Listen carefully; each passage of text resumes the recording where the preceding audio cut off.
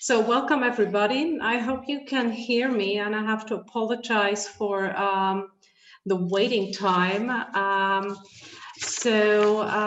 Bruce, for your information, we have to start a little bit earlier, and I hope that Bill is also here. Bill, can you hear me? I think we will wait a couple of minutes or seconds. I think he's connecting his audio.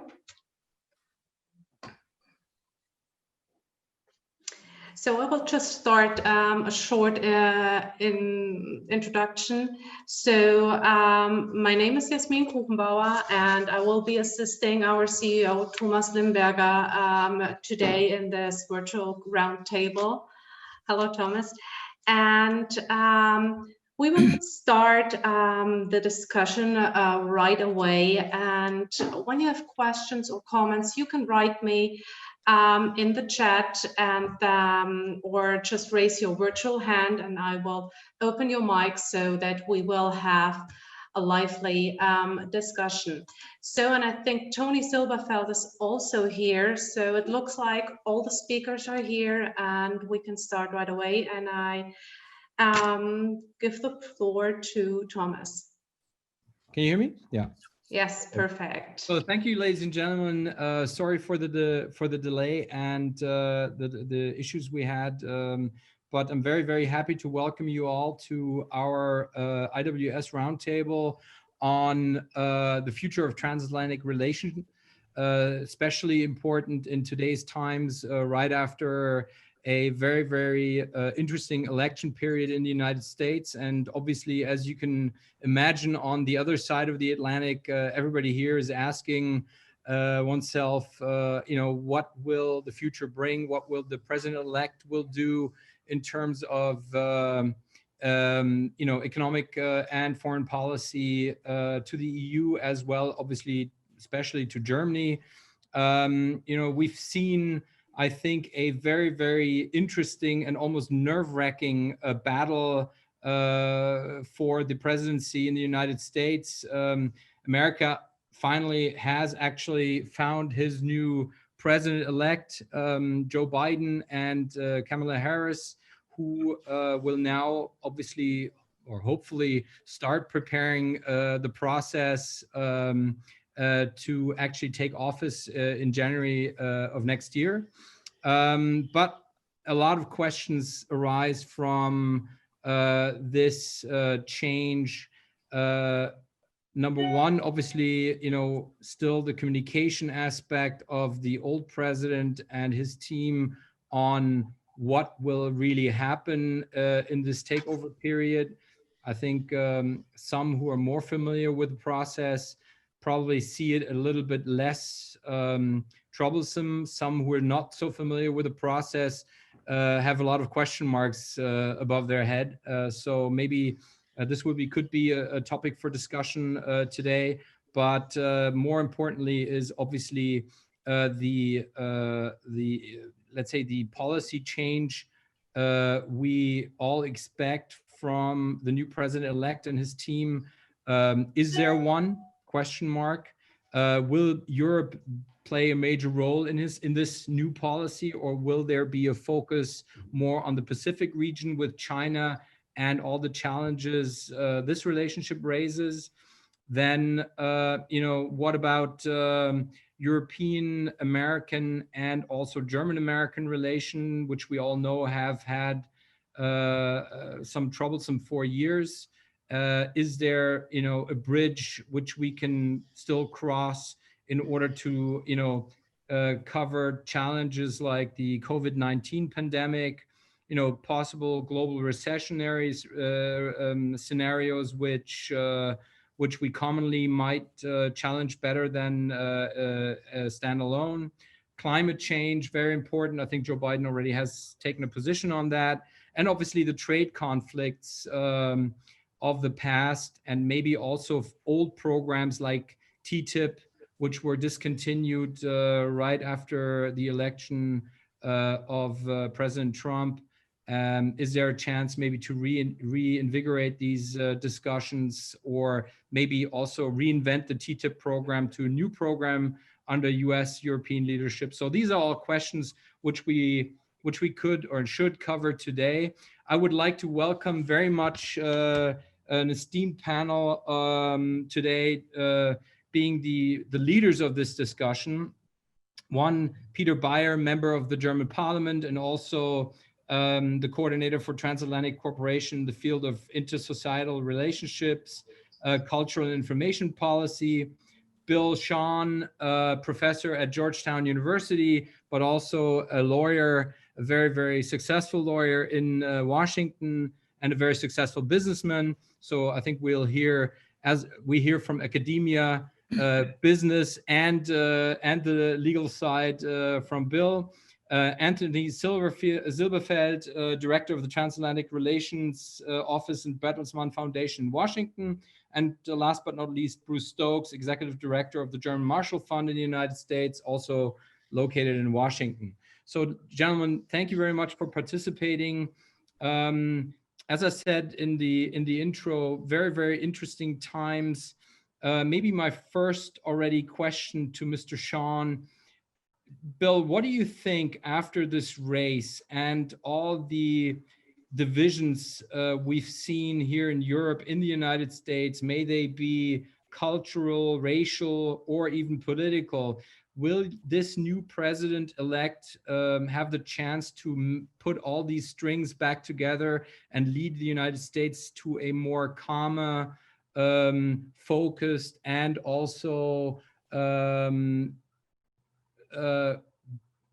like sort of like using the old relationships this country had in order to rebuild what some might say has been lost over the past 4 years? Bill? I tried to unmute him. Maybe his audio doesn't really work. Maybe Bruce can answer the question, or Peter. Yeah, sure. I mean, yeah, Bruce, go ahead. Anybody can take a shot at it. This is an open discussion anyway, so. Bruce, you gotta unmute. We don't hear. There we go. Okay, sorry. And it. Thanks, Thomas, for inviting me. And it's great to see Tony an old friend on the screen as well. I think the expectations of Europeans have to be limited in terms of what the Biden administration can do. I mean, I think a lot of the ambitions that Biden has had will depend on his ability to get things done in Congress. And if the Republicans control the Senate, experience suggests that's going to be very difficult to get much ambition through the Senate. Biden will also be incredibly preoccupied with domestic issues. And I think for both of those reasons, there's a greater onus in the wake of this election on the Europeans to step up in a number of areas. If Europeans are unable or unwilling to step up, then I think that relations will be better than they were under Trump. They couldn't get much worse, but I think that some of the things we mutually want to accomplish, a perfect example would be economic stimulus.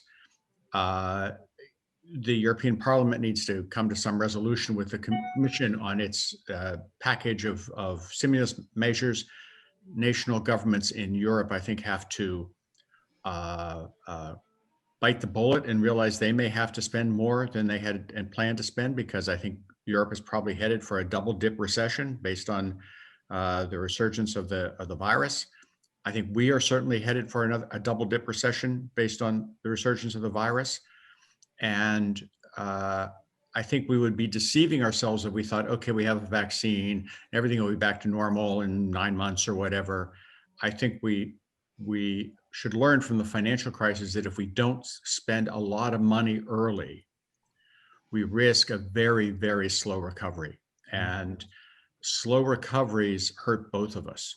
And I think that's going to be one of the main challenges going forward, is how do we coordinate the kind of stimulus spending that we need to get out of this recession as fast as possible. Yeah, I obviously thank you for the points. I already expected that answer, even though I would like to ask Peter, as a senior member of the German of the German ruling party and government, what do you think is going on currently in the EU as well as in German government in preparing for such a new, let's say, handshake? You said, Bruce, that people need to, or the EU needs to step up. Peter, is the EU and especially Germany ready to really step up instead of just always being on the sidelines for the past years? That is a very good question. Actually, that is even more interesting than for us here. How are we defining our values and interests, and how do we find our position in the various topics of the portfolio, not only on the transatlantic agenda, but even beyond? Even more interesting than, you know, what is going on in the United States of America in the next 4 years. I completely agree with Bruce that the president and the vice president, both, they will be extremely preoccupied with domestic issues. It's so important and decisive how Congress is cooperating or not, and, you know, will there be a majority, a change in the majority on the Senate side or not? You know, it's still not quite clear because of the elections in Georgia in January. But coming back to Germany and Europe, I think that is really the time now, and a big chance to formulate, to draft a new transatlantic politic agenda, and even going further. I think it's now the time, the good chance, and the responsibility that we have to draft our own agenda, even, you know, always with an eye across the Atlantic to the West.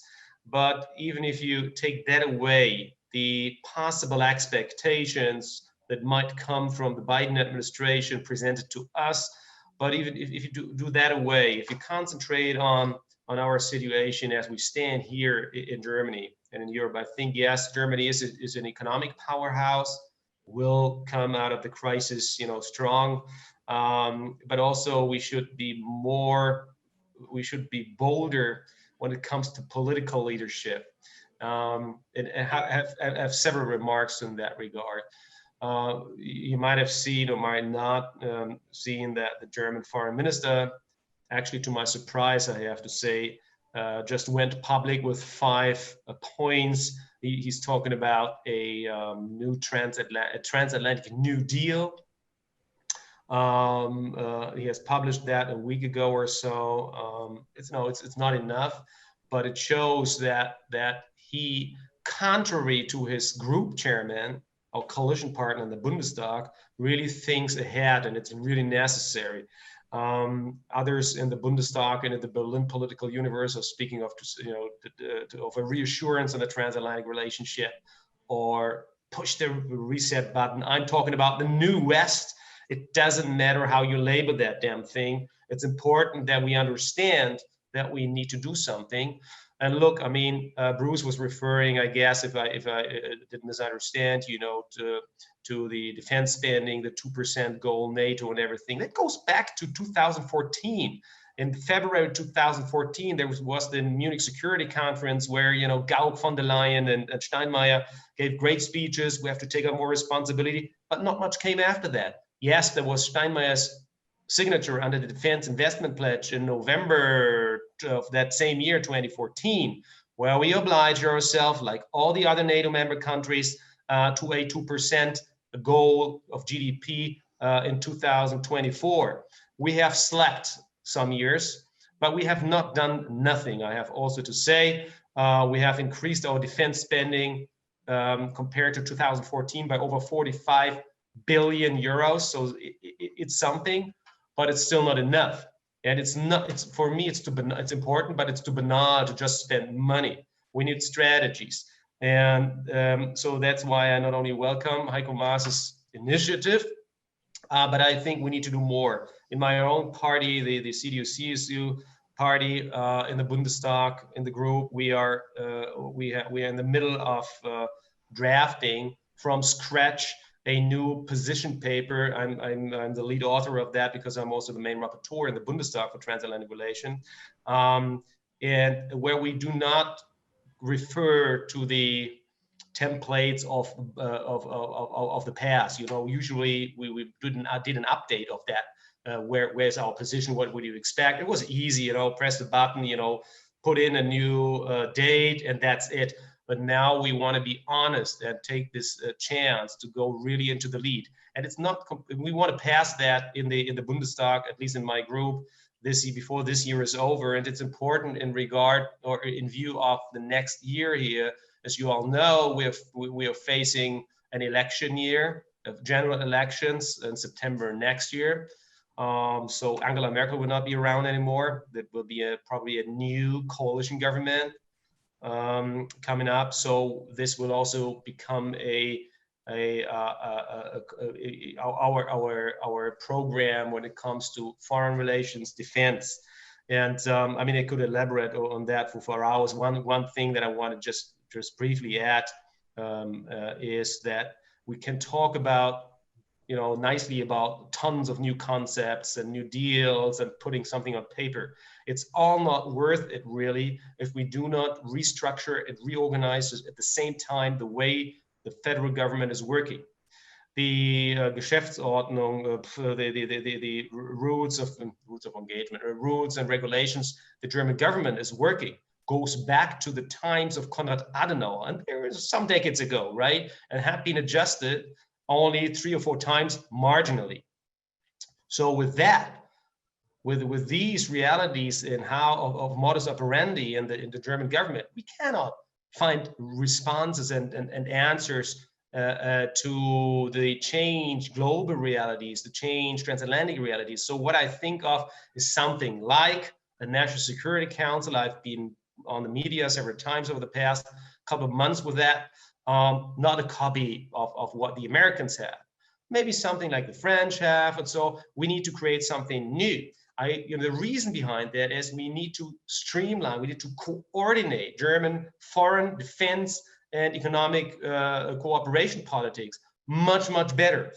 Coordinate that so that we can really, that there are not frictions and this competition between the Chancellery and the Foreign Office, which are, you know, different party, the leaders of these houses, the German Chancellor and the Foreign Minister, they don't belong to the same party. So everybody's doing their own stuff.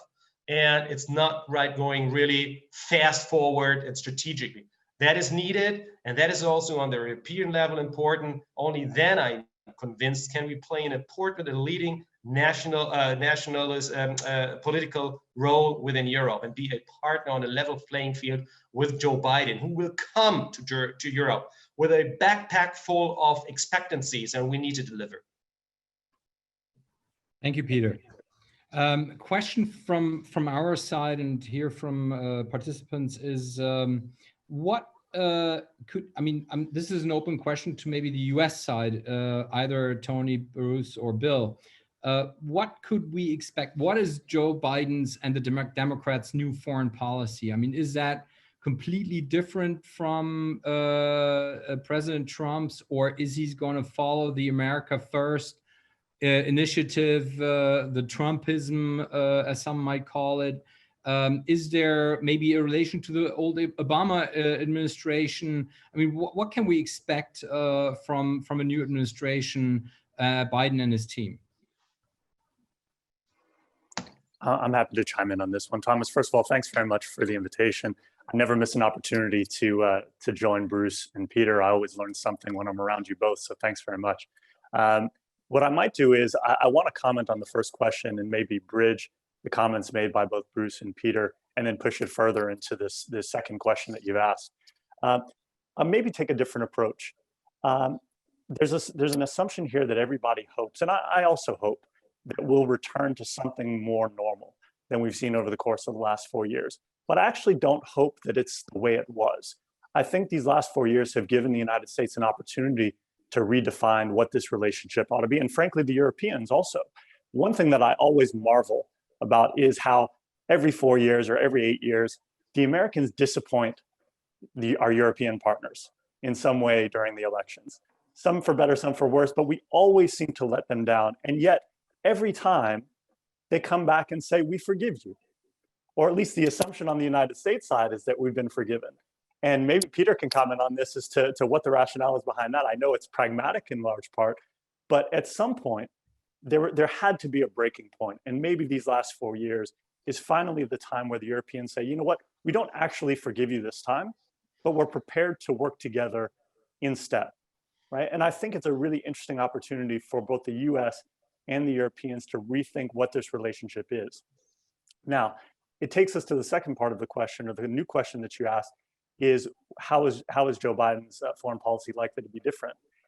I mean, I don't know, and I can only speculate at this point, but one thing that I gather, at least from these early signals, is that certainly it's going to be more pragmatic than the Trump administration in a lot of ways, and also with a view toward collaboration, toward coordination with allies, and all those important things that we all care about.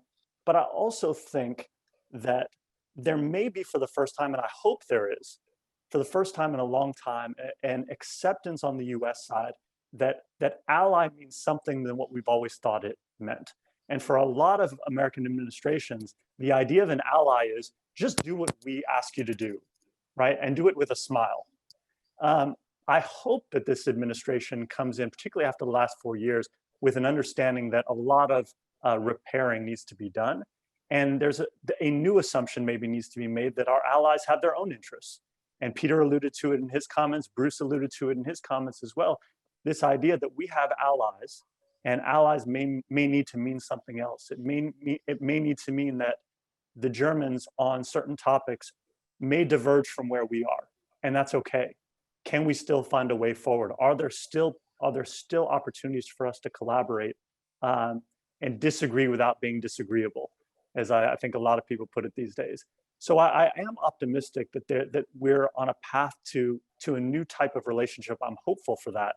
And I think we shouldn't miss an opportunity either on the US side or on the German side to take advantage actually of the opportunities that the last 4 years of a disaster in transatlantic relations has actually presented to us.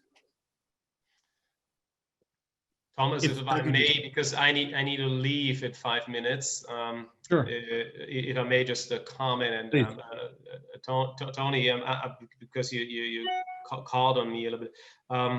I agree. When you want to take something good out of the past 4 years under the Trump administration, it's a wake-up call, and he was not right and not wrong in all the dossiers and all the topics that he addressed. But what was really something that is completely unacceptable is that he didn't differentiate between friends and foes. That he even called us that way, foes. He was this transactional style. I think that we will see a tremendous change in that regard. I think the one thing that we can say for sure is that Joe Biden and his administration will be much friendlier in tone, which is really a prerequisite for really getting together at the table and seriously negotiate, discuss again, with respect, vice versa respect. That is something that haven't seen much of over the past 4 years, but it's so important. It sounds like banal, only it's okay, we're more smiling, but it's really it sets the tone, it sets the stage for really constructively bringing things forward, to addressing things, and also to accepting maybe, okay, we're not completely on the same side, but hey, bottom line is we want to accomplish something. Let's do that together as much as we can. Just briefly want to state some of the topics that I think are need to be discussed. Trade certainly is something that needs to be, and Thomas, you alluded to that in the introductory remarks. Trade, we need to revisit trade. We need to do away with tariffs and non-tariff barriers to trade. I'm not somebody dreaming of a transatlantic nostalgia back to the allegedly good TTIP times. I mean, it didn't happen. But what I think is more realistic is that we bring, or what we should do is address the steel and aluminum tariffs, the threatening of the additional car tariffs, the WTO, Boeing and Airbus cases. I mean, it was really stupid timing yesterday when the EU Commission, announced, these are the goods, American goods, on which we impose additional tariffs. Yes, the Europeans are entitled to that, as are the Americans in the Airbus case, and they have done so.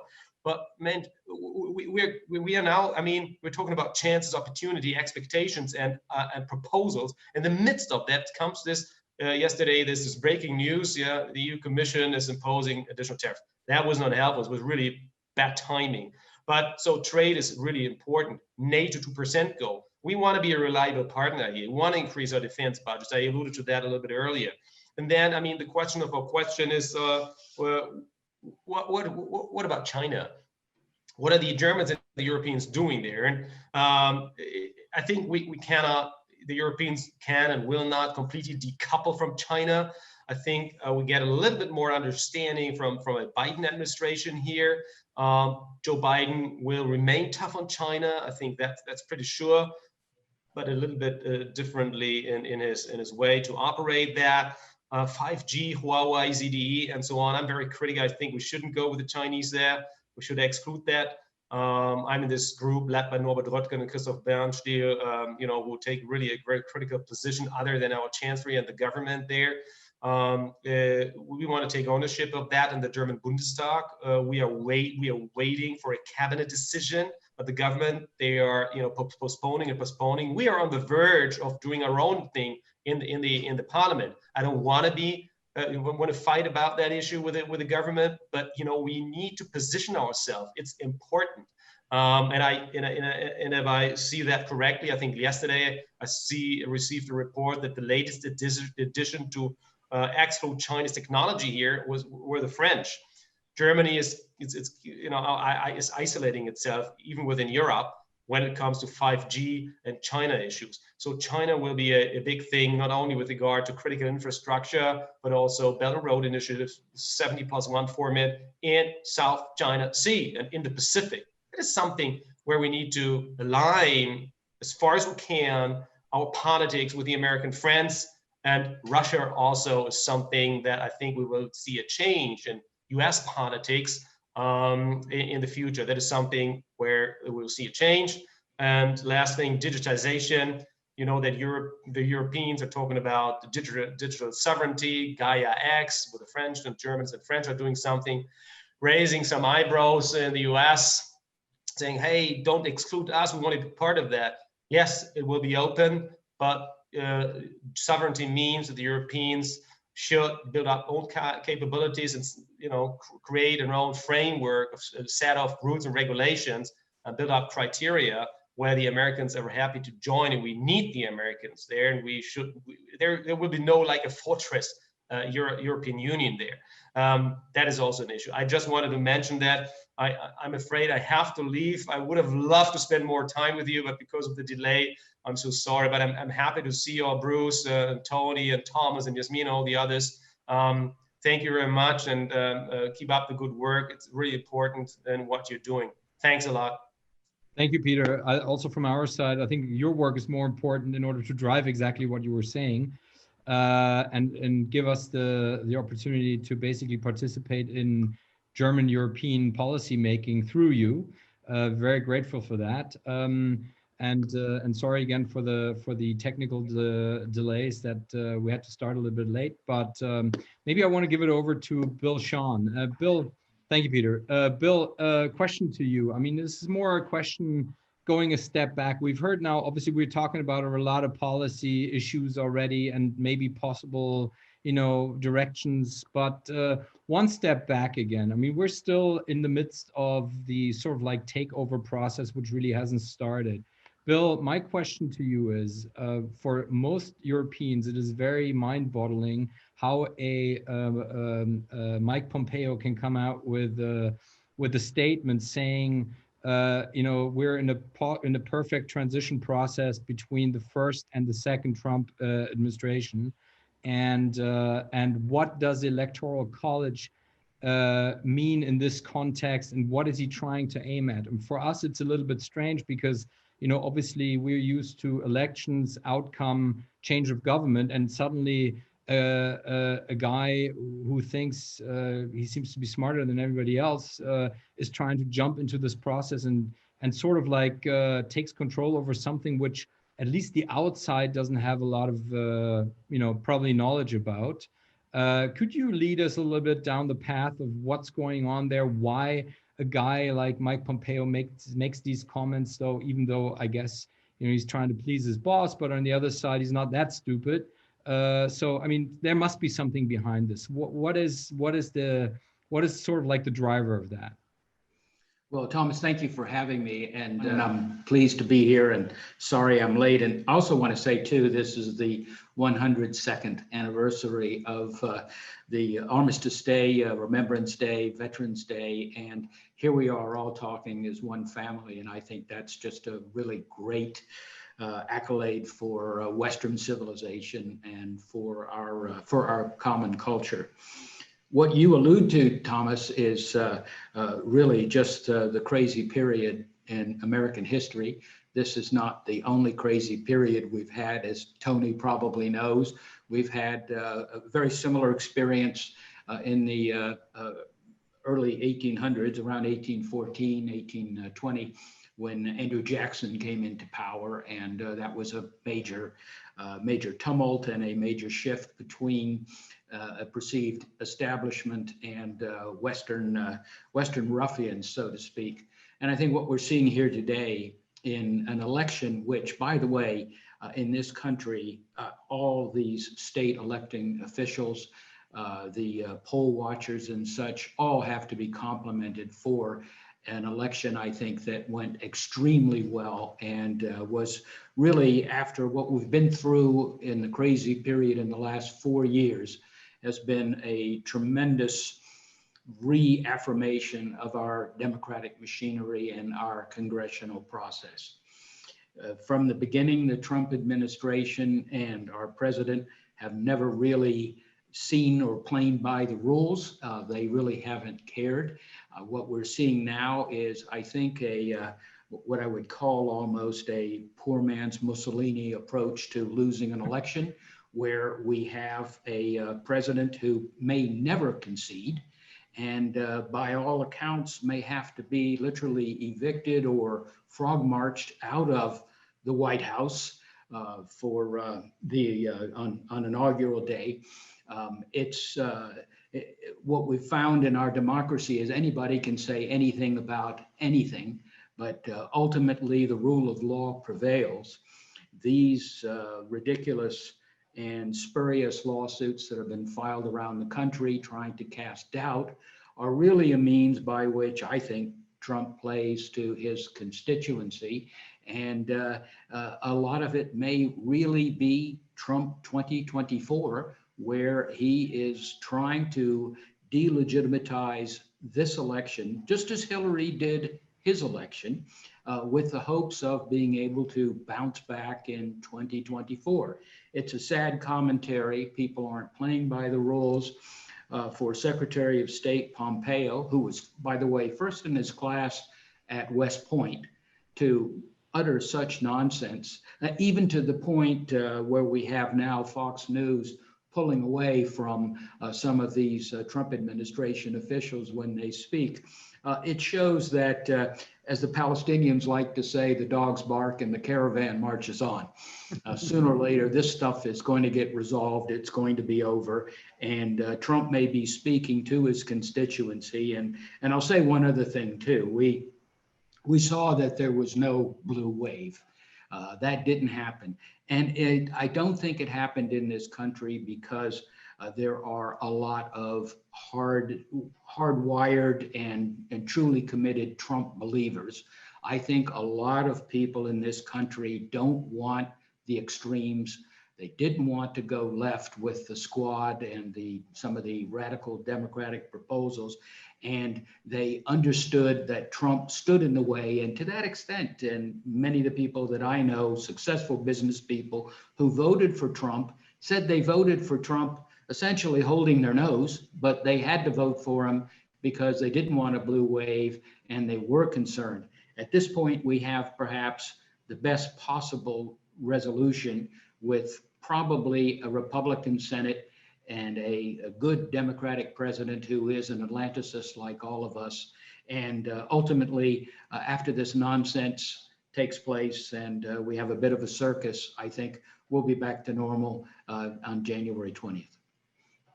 Thank you, Bill. Maybe also very good to have you with us, by the way. Thank you very much for your time.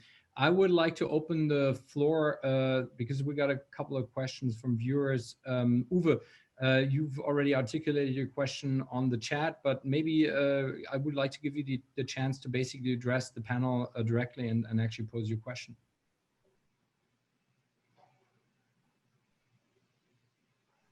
Yeah.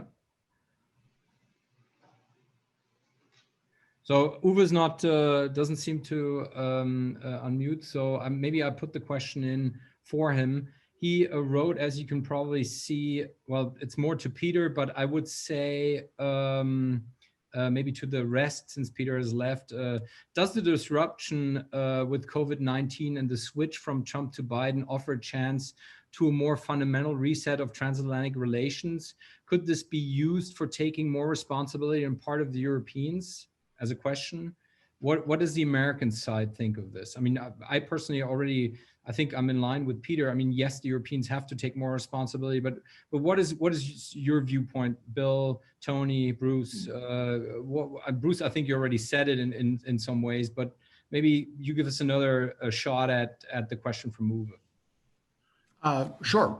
The task force that I chaired that had 8 Europeans and 6 Americans, and was based on 150 interviews of transatlantic thought leaders, proposed that around COVID, there are a lot of things that we could do, not just in response to COVID, but to prepare in the future, to be better prepared for future pandemics, which epidemiologists tell us are inevitable.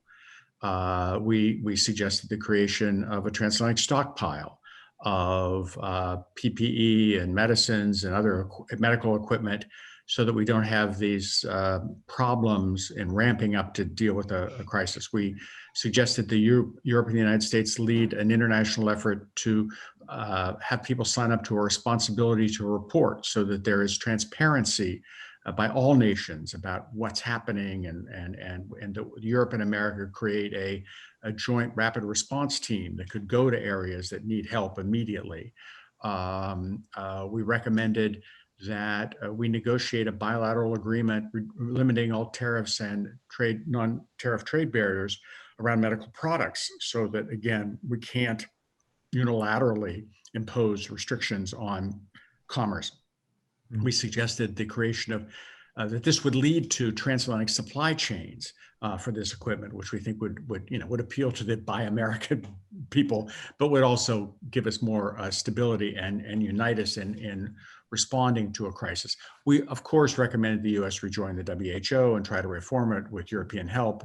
But we felt the onus was on Europe and the United States to take the lead here, because if we don't, the progress in preparedness for the next crisis may not ever happen. Thomas, I guess, and I agree with those points. I have more of a 20,000-foot view of some of these, and that is that one of the things the Trump experience has shown us is that Americans have felt for the last 4 years and for a while before that we'd essentially been taken advantage of in a number of ways, including NATO military expenditure commitments, which were referred to earlier. But at this point, I think a lot of Americans want to see fairer things in the world. We want to see more of defense sharing and the burden of defense sharing. yes, there is an evolution in our relationship. It's really the return of China as opposed to the the emergence of China. We have to have a way equally of approaching that.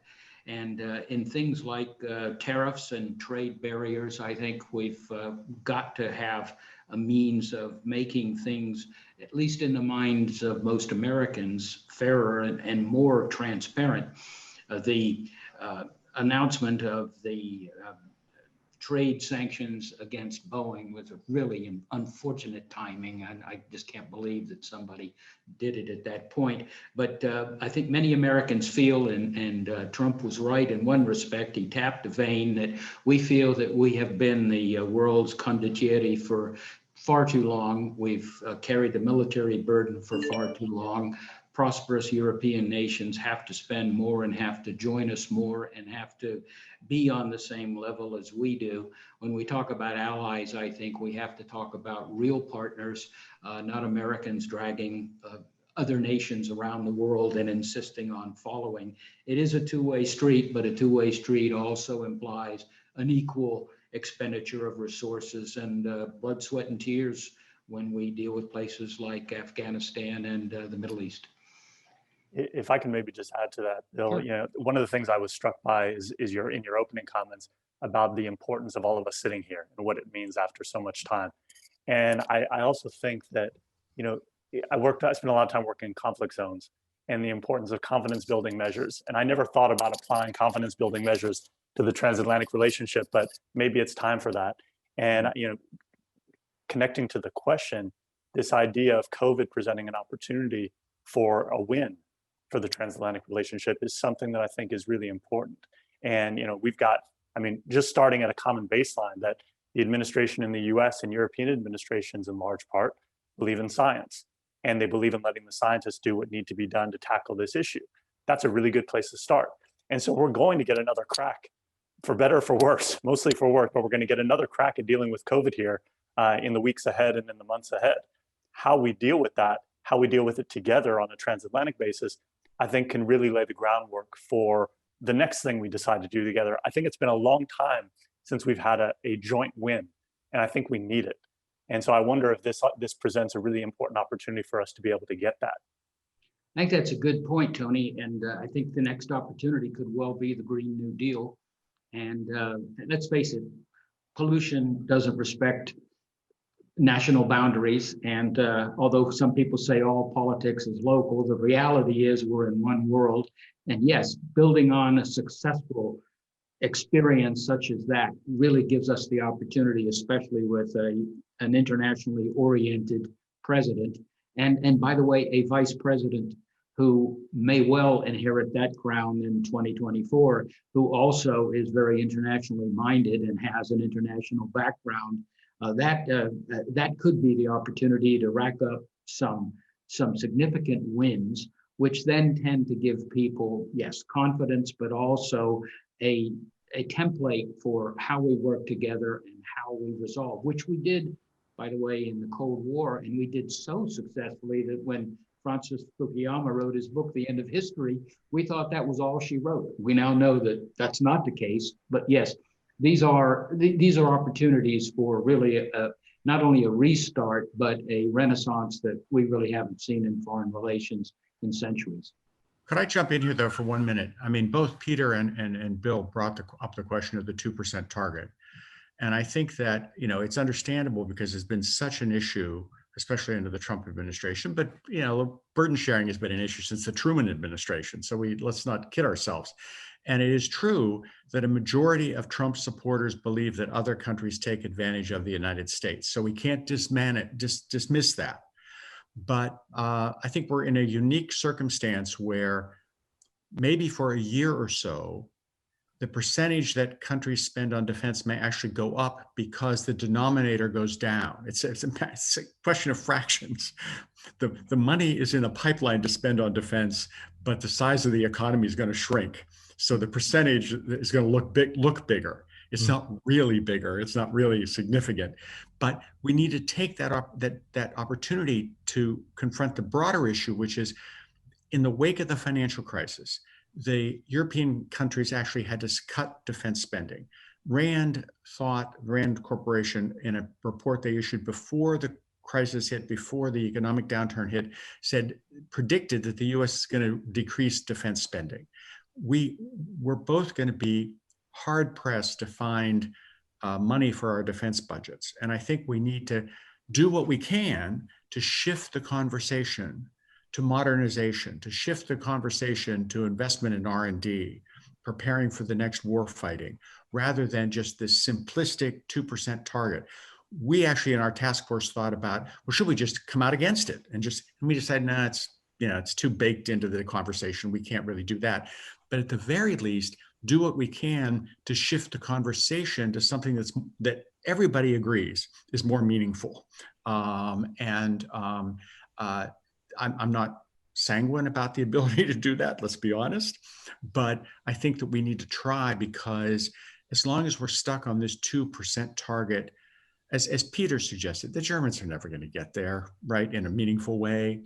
And we're going to be, it's a cudgel we pick up and hit each other with. And we don't need that in this relationship right now. We need to think about the future together and what we need for the future in military spending. Mm. Maybe, thank you guys. Again, I would like to open the floor for questions, and we have one in from Ulrike Köhler. She's the former CEO of Nike in Western Europe. So Ulrike, I hope I'm not gonna, you're not gonna leave me hanging there. I hope you find the microphone button and you can pose your question directly.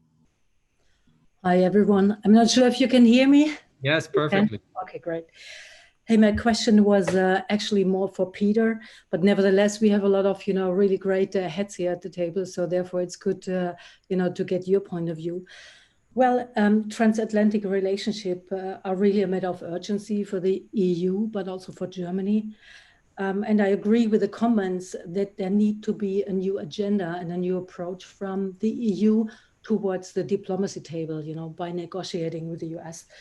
So matters like, free trade, defense, but also climate control, new energy, digital agenda, and all of this.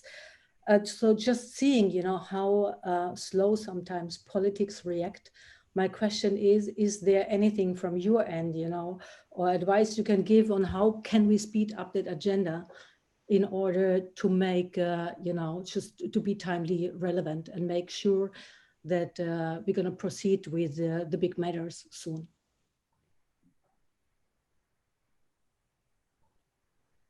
So I'm not sure if that cut across, but it's all about the EU, and how the EU could speed up the new agenda to serve as a new relationship for transatlantic.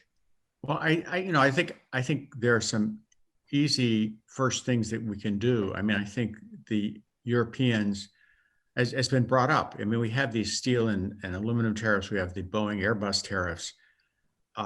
I personally think it's going to be very difficult for Biden just to say, oh, forget those. I mean, there's too many constituency groups in the US who like them. And they're constituency groups the Democratic Party either relies on or wants to rely on. But, is there a way that we could take that controversy and put it in a box, say, okay, we're going to have a 6-month negotiation about what to do about these things, and we're going to suspend them in the interim, something where we take it off the table, because otherwise it's an immediate irritant in the relationship even before Biden is sworn in as president. And it would be great to be able to kick it down the road. Not that it's going to be easy to resolve, but just kind of get it off the table for a while.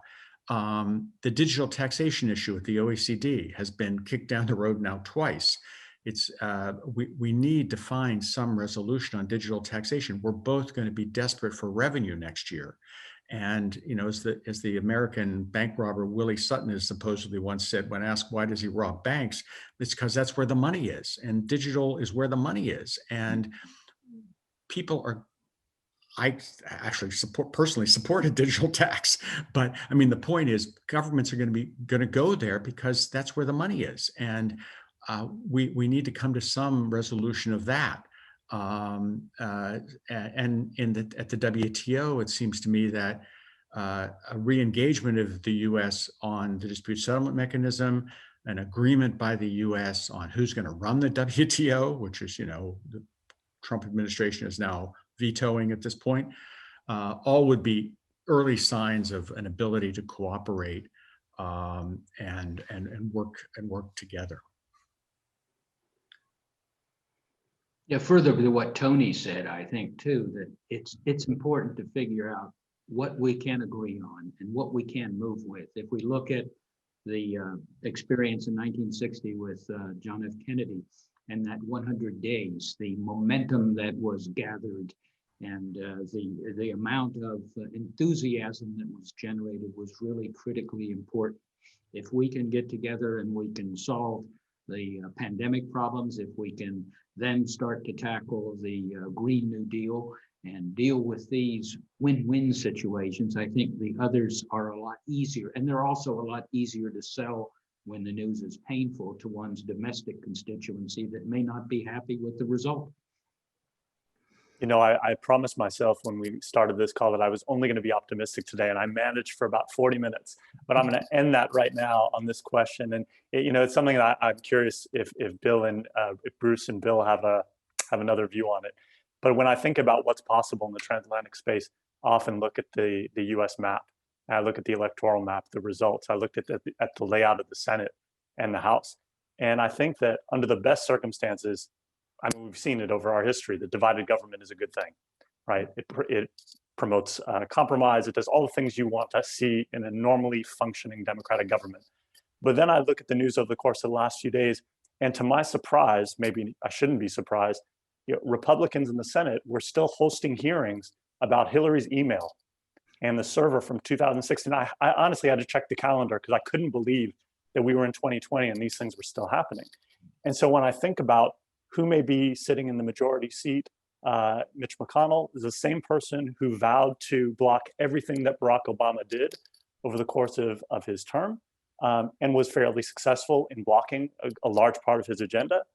That same personality will be sitting in that seat as majority leader in the Senate if the Georgia runoff goes the way many people think it will. So what is possible in that situation? Are we going to be bogged down on a domestic side with hearings related to Hunter Biden's email this time, or Hunter Biden's relationships, or any number of investigations related to the 2020 election? I really just am dying a little bit inside every time I think about the number of ways that a Biden agenda can be scuttled. Not because I'm pro-Biden necessarily, but because we need to progress on a lot of really important issues. And I just don't think that we have the type of environment anymore that will allow us to move forward. We're in a constant election cycle. This election hasn't ended, and most members of the House are already fundraising for 2022. They took the day off probably on election day and started fundraising the next day. We talked about Mike Pompeo earlier. Mike Pompeo, his little performance was all about his own primary chances in 2024. Cruz, Rubio, you go down the list of presidential hopefuls in 2024, and you can draw a straight line between their position today and what they plan to do in 2024, hoping that the big boss decides he doesn't want to run or isn't capable of running in 2024. It's going to be very awkward when they have a massive cage match come 2024 primary. So it's all these domestic things that really weigh on me when I think about what might be possible. And I hate to put a damper on the optimism that I myself have bought into to some degree, but I also want to be realistic about what might be possible, beyond executive orders that Joe Biden might become very fond of in the absence of any movement in the legislature. And also, just to put more negativity in this same conversation, is that the refusal of the Trump administration to acknowledge the inevitable has, among many things, meant that the security clearances that need to be given to the incoming Biden people haven't started. And it's a technical issue, but it takes weeks. And if you have a backlog of security clearances come January that need to be done, that means the ability for the Biden administration to hit the ground running, which is always difficult in the American system because there's so many jobs that have to be replaced. It'll be slowed down even more. And I think that it's one of these insidious things that we are hard to understand unless you're close to it, but are could really cripple the first couple of weeks or months of a Biden administration? Well, the one good thing in the Constitution about the Biden administration, or one opportunity, is that one of the great areas of freedom of movement is the execution of foreign policy. So more than any other thing that Biden has, he's got more room to run internationally than anywhere else.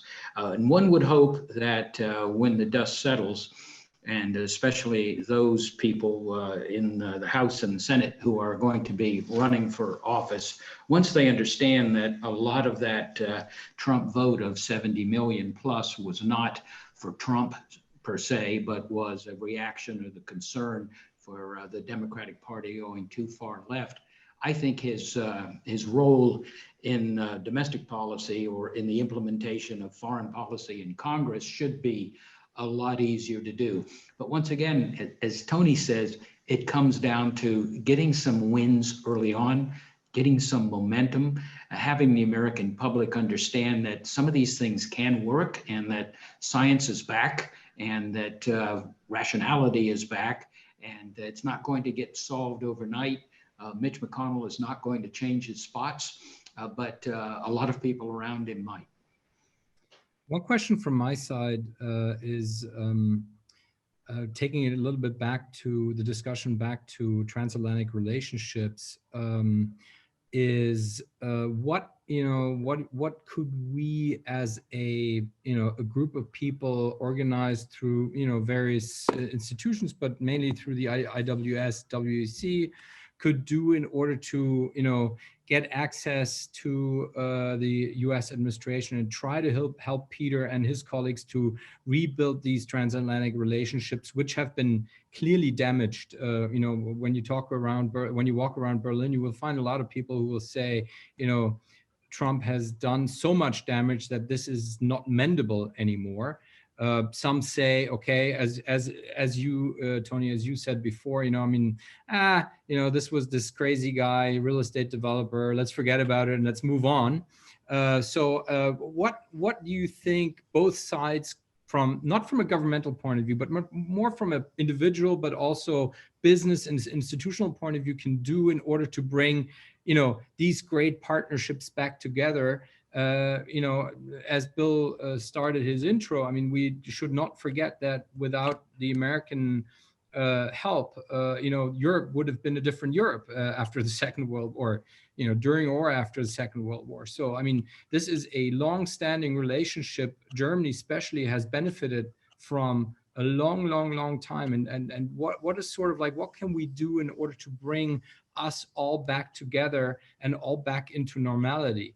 I understand the comment on security clearance and getting Biden into government, but let me be a little bit more sarcastic. But maybe just a Twitter account should be suffice to actually have a security clearance in the United States to go for the White House at the moment. So, what can we do as individuals to bring ourselves back together?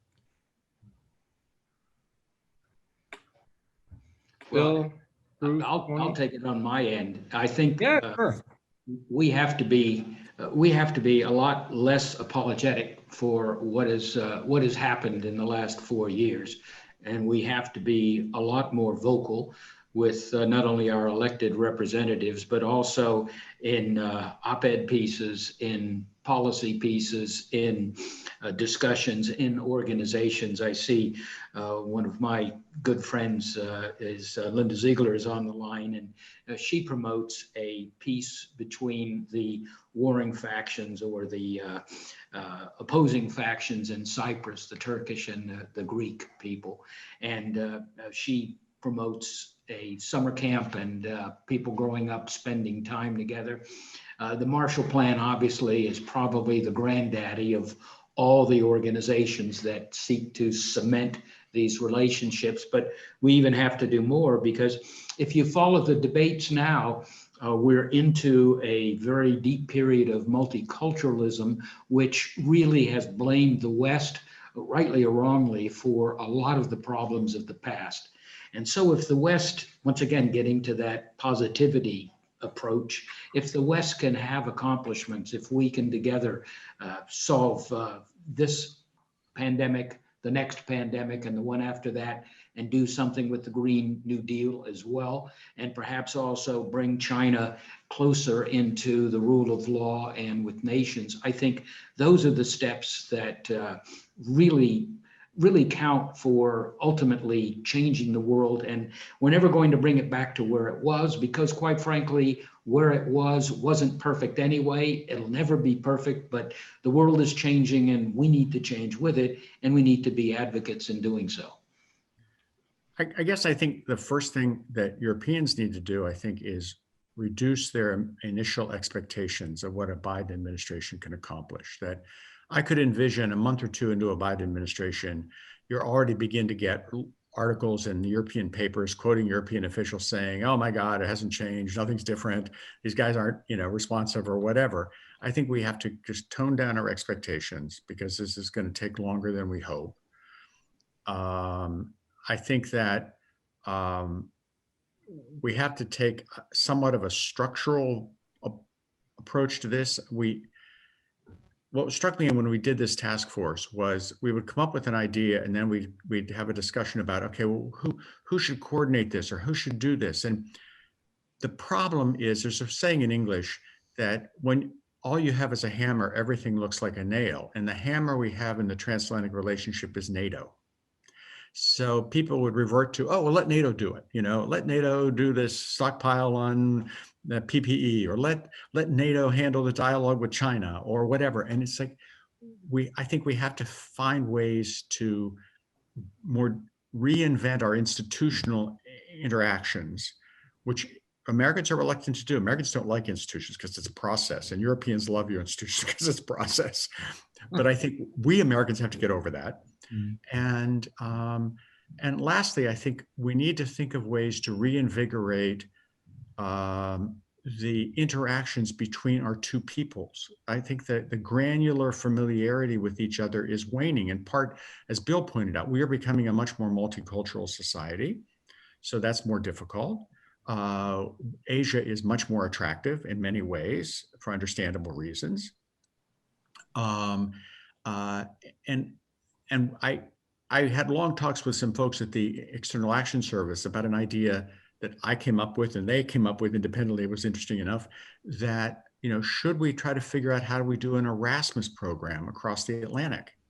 There's all sorts of financial problems with that, et cetera. But, there are more Americans studying in Europe now than ever, but it's a smaller percentage of the Americans who study abroad. This is probably not good for the next generation of Americans and Europeans thinking about each other as closely as we might have in the past. And those kind of personal connections, we should not underestimate, because it's a long-term investment in our peoples having some kind of relationship with each other, life experiences they've shared, that see the world through a transatlantic lens rather than a European lens or an American lens. Thomas, if you don't mind if I build on what Bruce was saying, particularly around people and the importance of engaging. One of the things I've been thinking a lot about is the information spaces that we occupy, and how does government bring its citizens along? And part of it is, how do they communicate, but also what is the public discourse? What does it look like? And I was in Berlin a couple of years ago, I can't remember what year it was now, with the chlorinated chicken march. And there were all kinds of problems with TTIP anyway, at a negotiating level. But when it came down to the people, that drove a lot of what was happening in the negotiating room, and ultimately, I think in large part, scuttled the agreement, because it couldn't get the people on board. And I look at what's happened to our information spaces, particularly when it comes to social media. And I think, I'm coming at this from left field, but I think if we can't clean up our information spaces and come to some sort of common agreement of fact, of basic fact, we're never going to get to the point where we can agree on any of the big ideas, because those ideas are not compatible with what everyone is seeing in their individual silos. And so, this is a much bigger challenge that we've all got to deal with, but it is a transatlantic challenge, to be sure. On the US side, we've got a lot of responsibility to deal with what's happening on our own social media platforms, but we're not confined to what's happening in, Twitter isn't just confined to the US, Facebook isn't confined to the US. We're seeing online radicalization move its way, QAnon, for example, moving its way across the Atlantic into Germany and elsewhere. These things are pernicious, and the way they spread makes it really, really difficult to have a constructive public discourse. And I think until we deal with the information aspect of this, it's going to be really hard to bridge the gap between what government can do and do that with the support of the people that they need. Just a thought from there. Mm. Yeah, I mean, we talked a lot about now, trade relations in general. We talked about COVID challenges, recessionary environments, what one might do. But I think what we've not talked about yet is, and I think this is also close to the heart of not only IWS, but also a lot of Germans, is let's put our eye on Russia. Russia being, for us, at least, I mean, I'm speaking personally now, a very, very vital partner within the European construct. A certain picture has been painted during the Trump administration about Russian involvement in the United States in certain processes, so on and so forth. Nevertheless, I think Russia should not we shouldn't leave Russia, on the sidelines, because I think, again, if we want to be all successful in a COVID environment, in a general successful economic development environment, so on and so forth, Russia will play a big role.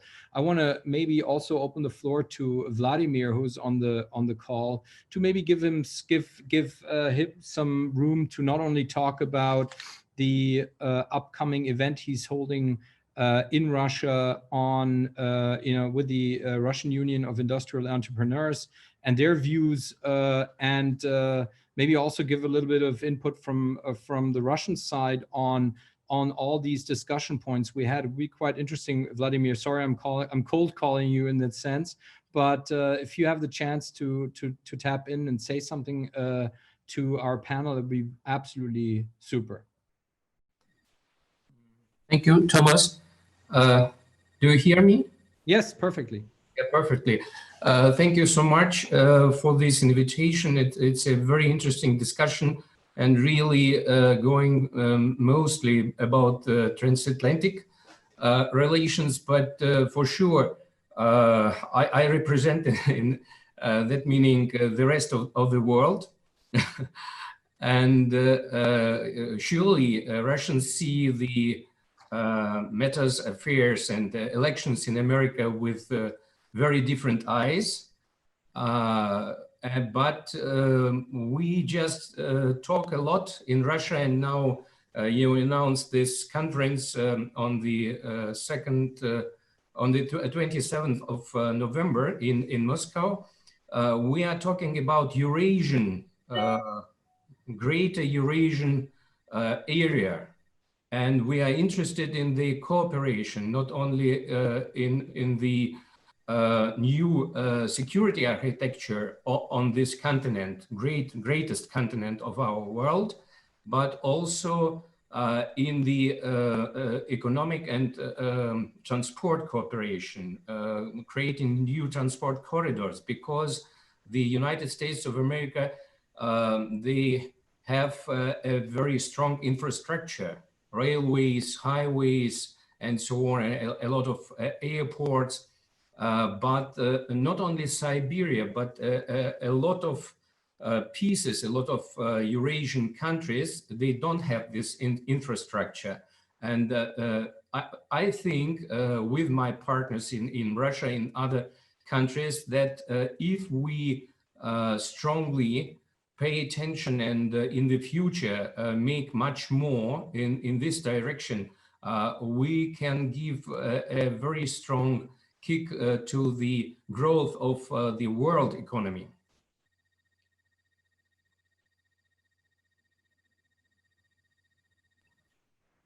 Yeah, thanks, Vladimir. Sorry, can you hear me? Yeah. Yes. Thank you very much. Again, as you know, I'm a great friend of multilateral relationships, not only transatlantic but also Eurasian. I think what you're doing for the IWS with Russia and also globally is very, very important, and we'd like to thank you for that. It is, I think, a keystone of of our program we run globally. And I think again, what I said before, I think we should all focus not only just on transatlantic relationship, but also get our American friends over on the other side to our Russian friends and try to build that bridge also, because I think that has also been damaged due to various, communication issues, mainly online, on certain topics which might have occurred or not occurred. Nobody really knows. But I think also here we got to look towards a new deal between the two parties, and maybe Europe can play a bigger role. Unfortunately, we're coming to our time limits, or we already stepped over. So I would ask maybe all our speakers for a closing comment on the conference, and maybe a wish to the other side, or just a comment. I mean, it's open to you. Bruce, should we start with you? Sure, I'd be happy to. First, on the question of Russia, it raised to my mind a question that we haven't touched on, and I think one of the things we recommend in our task force is that the Europeans and the Americans need to launch a dialogue on financial sanctions. We have tended to weaponize financial sanctions in a way that has harmed our allies as well as our foes. And I think we need better coordination on that, or else it will become an increasing irritant in the transatlantic relationship and economically counterproductive. But that's going to require the Europeans also to accept the fact that financial sanctions have their place, and that they are often better than the alternative. So it's going to require some give and take on both sides. In general, I mean, I think the election of the Biden administration is a grand opportunity to reinvent transatlantic cooperation on a range of issues, from COVID to the economy to security to climate, et cetera. And I think we have in Biden a committed multilateralist, someone who's probably been to Europe more than anyone since Dwight Eisenhower, and because Dwight Eisenhower lived there for years. And I think that we can build on that. Mm-hmm. And it's just a question of, many of the things that Bill said were kind of the radical democratic proposals are actually exactly what the Europeans want the Americans to do: spend more on the economy, spend more on climate resilience, things of that nature. So I do think that, unfortunately, because I support all of that, I think the Europeans are going to have to be realistic about what Biden can accomplish, given, as Tony has pointed out, the obstacles he's going to face on Capitol Hill. Thank you, Bruce. Tony?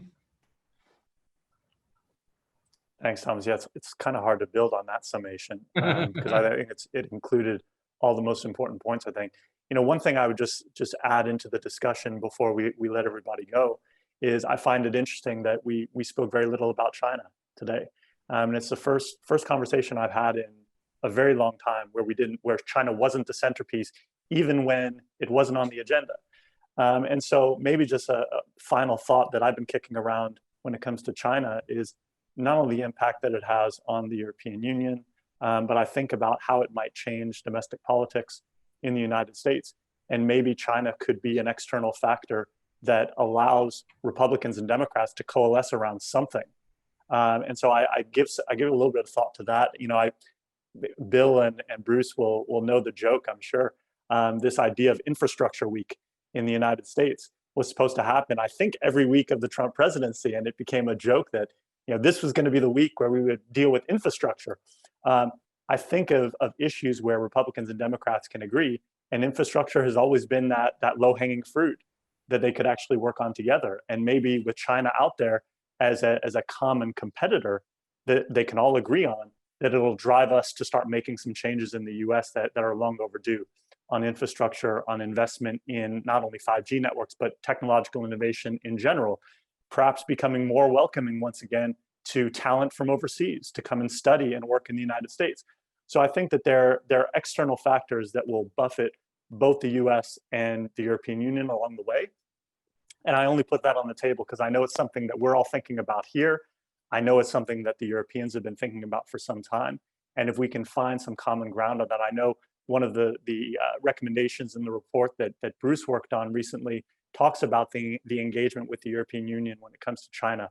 I think it's a really important one that I would encourage everyone to read through. So I think there's a lot of hope that's out there.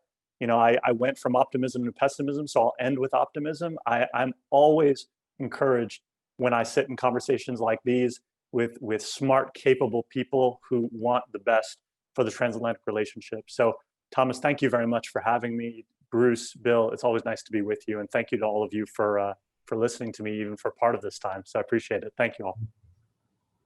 Bill?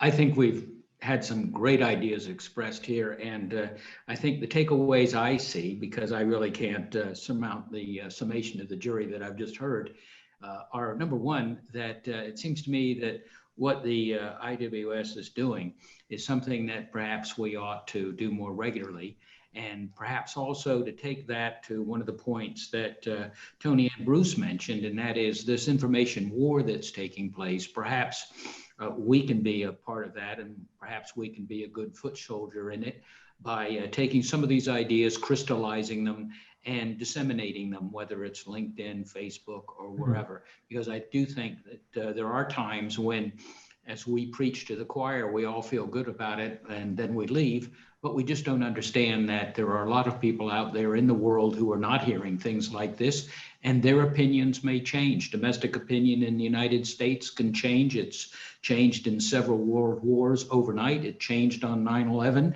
and definitely with the pandemic and with the impending climate change problems, it can change again. So it would be good to see the IWS as in part of that forefront and in part helping to shape that dialogue. Yeah, I think this was a great closing remark for our conference. I think for me personally, what I take from this is not, and we need to have more dialogue, and also more dialogue on the level of what we're having just now. I think the topic we raised today is obviously so widespread. I mean, you talk, China, Russia, trade relations, and so on and so forth. I think you spend hours or days even on this. I hope personally that we could organize maybe after this conference, and Peter I think supports this strongly. Once we're back to our normal travel routines, actually set up a conference in Washington, really spend 2 or 3 days there and talking about stuff like that, and actually having a couple of members of parliament from the European side with us in our baggage in order to really start building the bridges to the senators and the representatives in the US.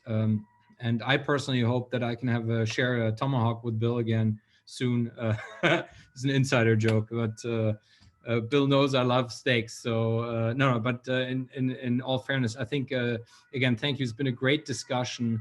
It's been great input. It's been very, very helpful for us. I think it sets the agenda for the IWS in order to basically set up something in order to drive these points to our friends across the Atlantic. And I would like to thank everybody for participating. And again, if there are any questions offline, we're very happy to take them actually and put them to the speakers offline. So thank you very much for participating in this conference. And thank you to everybody for your time, especially the speakers and your input. Highly appreciated. And I hope to see you soon in person at a big round table with a big tomahawk soon. Thank you very much.